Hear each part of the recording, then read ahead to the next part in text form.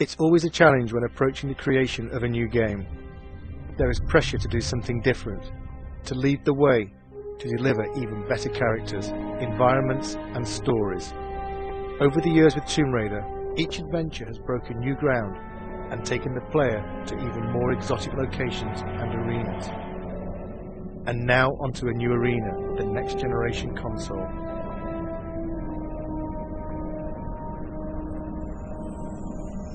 Our vision is to take the player somewhere dark, a place they might not necessarily wish to go, but a place that they'll have to venture if they want to bring Lara back. This world is from the imagination, but based in reality. A dark world, a dangerous world, a world that reflects the change in Lara. It will be a new experience, one that will almost be shocking to people who have played Tomb Raider in the past. From the catacombs of the Louvre to the alleys of Prague, we searched for the seedier side of life. A world that you wouldn't normally see Lara in, but a world that she has no choice but to inhabit. Like her audience, like the game's consoles themselves, Lara has grown up. Her experiences in Tomb Raider 4 have forced her to question herself. This game will ask more questions of her. It was a very conscious decision to leave out elements of Lara's story since Tomb Raider 4. Certain aspects of that story will return.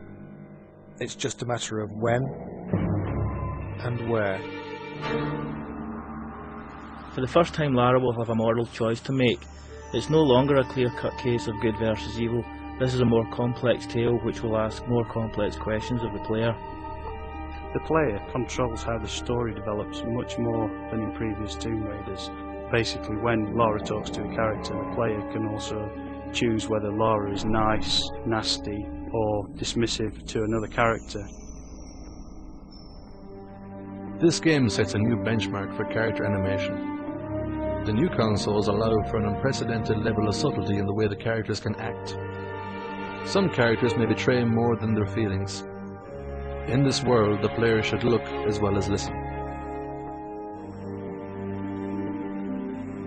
The advancements in game technology allow for much more complex movement from the characters. They have spines, joints, they even have fingers. They move in different ways. We borrow these movements from real people. The man on the A57, the woman on the bus. They travel much further than they think.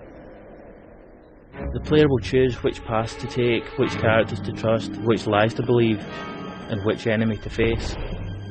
Some enemies may become allies. Some enemies may become something far worse.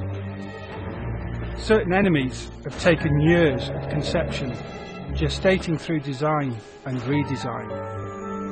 I am the first to see them born, the first to guide them through the early stages, their first steps, their first kills, until they are finally unleashed upon the world.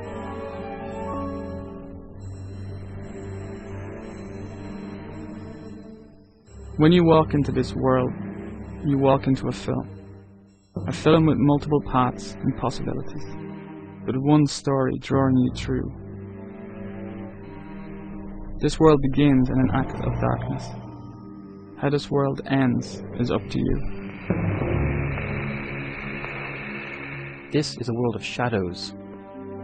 There is a shadow on Lara.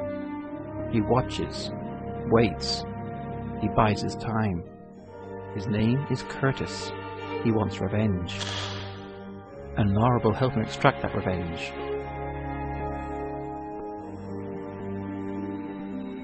For the first time, there is another playable character in Tomb Raider.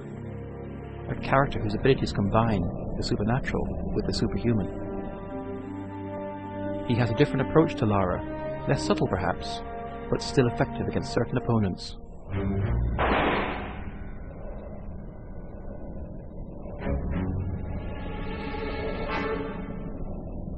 It's a much more intelligent game for the enemies as well as Lara. The PlayStation 2's got much more power to process enemies doing much more complicated things. The enemies in the game have evolved. They will work together. Notice when another enemy is killed and react accordingly. These enemies will pursue Lara. They will not stop. They have not stopped in 600 years. The Monstrum, the Cabal, Eckhart. An unholy trinity guided by an unspeakable force.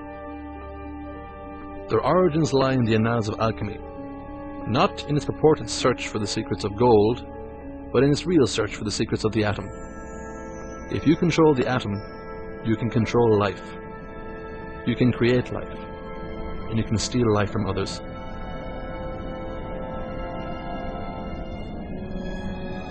This story is very much on an epic scale, from 14th century alchemists to serial killers in modern day France.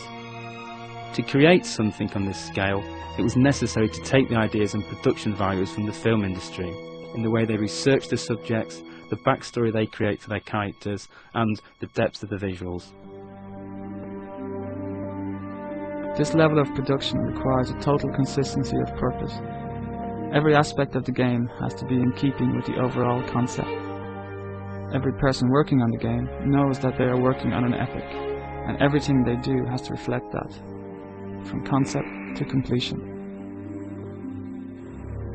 For the music to match the scale of the production, we decided to use the same process that major film studios use.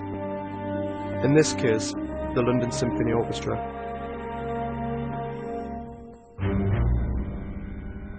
It's an overwhelming thought having your music played by 84 of the world's top musicians, but the effect of the music when playing Angel of Darkness will be well worth the shredding of our nerves.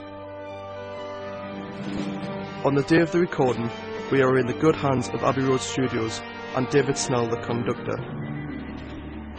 In a sense, he visualizes the music and translates it to the ears. We wanted the music to be ever-present, draw you into the world without you noticing. Part of the style of this game is that all the elements work together, bide their time, wait for the moments when they are needed. At core, we had a very clear vision of where we wanted to go. We wanted to take the Lara we all knew and put it into a game, a situation that no one knows. Tomb Raider has always set the benchmark for games. This game will be no different. Some may see elements of various filmmakers, such as Luc Besson, David Fincher. Some may see elements of various artists, Grunwald, Bosch. All will see something they haven't seen before. When we wrote this story, we wrote a book. This game is only the first few chapters of that book. This game opens a lot of doors and only closes a few of them.